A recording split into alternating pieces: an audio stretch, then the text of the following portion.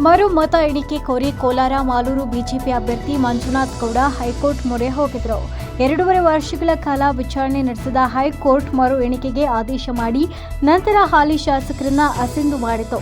ಅಸಿಂಧು ಆದೇಶವನ್ನು ಪ್ರಶ್ನಿಸಿ supreme court ಮೊರೆ ಹೋಗಿದ್ದ ಶಾಸಕ ನಂಜೇಗೌಡ ಅವರಿಗೆ ಅಸಿಂಧು ಆದೇಶ ತಡೆಯಾಜ್ಞೆ ನೀಡಿ ಮರು ಎಣಿಕೆಗೆ ಆದೇಶಿಸಿತು. ಇಡೀ ದೇಶದ ಗಮನ ಸೆಳೆದಿದ್ದ ಮಾಲೂರು ವಿಧಾನಸಭಾ ಕ್ಷೇತ್ರದ ಮರು ಮತ ಎಣಿಕೆ ಕಾರ್ಯ ಸಾಕಷ್ಟು ಕುತೂಹಲಗಳ ನಡುವೆ ಮುಗಿದಿತು. ಸತತವಾಗಿ 12 ಗಂಟೆಗಳ ಕಾಲ ನಡೆದ ಮರು ಎಣಿಕೆ ಕಾರ್ಯದಲ್ಲಿ ಅಭ್ಯರ್ಥಿಗಳಿಗೆ ಇದ್ದ ಗೊಂದಲವನ್ನು ಬಹುತೇಕ ನಿವಾರಣೆ ಮಾಡಲಾಗಿದೆ.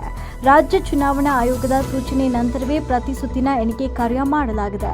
14 ಟೇಬಲ್ಗಳಲ್ಲಿ ಒಟ್ಟು 18 ಸುತ್ತಿನ ಮತ ಎಣಿಕೆ ಕಾರ್ಯ ಮಾಡಿ ಮುಗಿಸಲಾಗಿದೆ. ಸದ್ಯ ಎಣಿಕೆಯ ನಂತರ ಪೋಸ್ಟಲ್ ಬ್ಯಾಲೆಟ್ ಅನ್ನ ಸಣ್ಣಪುಟ್ಟ ಗೊಂದಲಗಳನ್ನು ಹೊರತುಪಡಿಸಿದರೆ ಫಲಿತಾಂಶದಲ್ಲಿ ಯಾವುದೇ ಬದಲಾವಣೆ ಸಾಧ್ಯತೆ ಕಡಿಮೆ ಅಂತ ಹೇಳಲಾಗ್ತದೆ.